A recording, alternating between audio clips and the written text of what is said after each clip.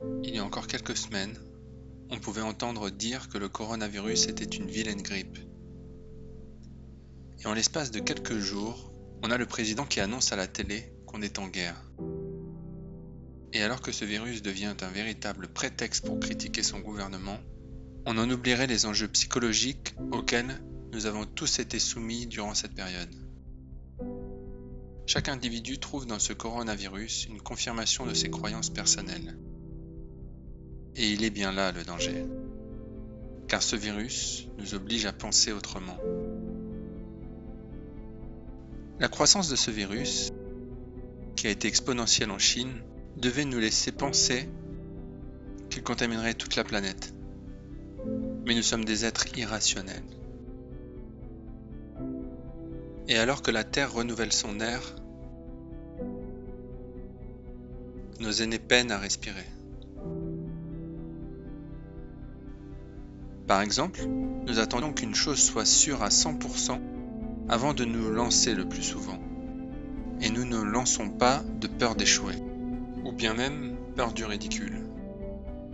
Nous avons donc ignoré cette crise, alors que les chiffres de la Chine étaient formels. Car nous n'étions pas sûrs à 100% que ce virus allait nous toucher.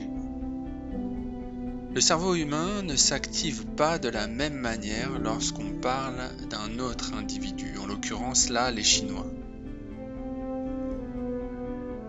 Ainsi, on ne s'en sent pas concerné, donc pas en danger.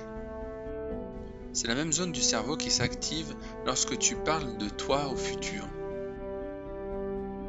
L'exemple du fumeur qui ne se sentirait pas concerné par un cancer. Mais cela prend une toute autre dimension si l'on parle d'un être cher en danger, ou bien de toi potentiellement, qui serait touché d'une maladie atroce.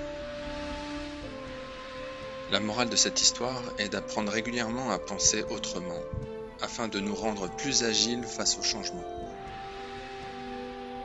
J'ai pu observer 4 types de réactions psychologiques différentes durant l'annonce du confinement. Tout d'abord, le lapin pris dans les phares n'a pas eu le temps de se préparer. Cela a été un tel choc qu'il est resté figé ou a fui dans la violence des événements. Les personnes trop cool, ayant une confiance aveugle en leur gouvernement, qu'ils le voient comme un bouclier de survie. Donc, pourquoi s'inquiéter ? Les personnes qui dévalisent les rayons de pâtes et de papier toilette pour ne rien laisser aux autres, car, dans ces moments-là, c'est chacun pour sa peau. Et enfin, les personnes raisonnées, assez prêtes pour parer à toute éventualité, mais de manière raisonnable et logique. Elles savent bien que rien n'est figé et que tout passe. Il suffit d'attendre la fin de la tempête en aidant à la hauteur de ce qu'on peut.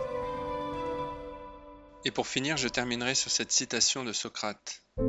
Tout ce qu'on m'a enseigné, toutes les sciences humaines que j'ai étudiées et approfondies, toutes les recherches enfin que j'ai faites sur le principe et l'essence des choses ne m'ont servi qu'à savoir qu'une seule chose, c'est que je ne sais rien.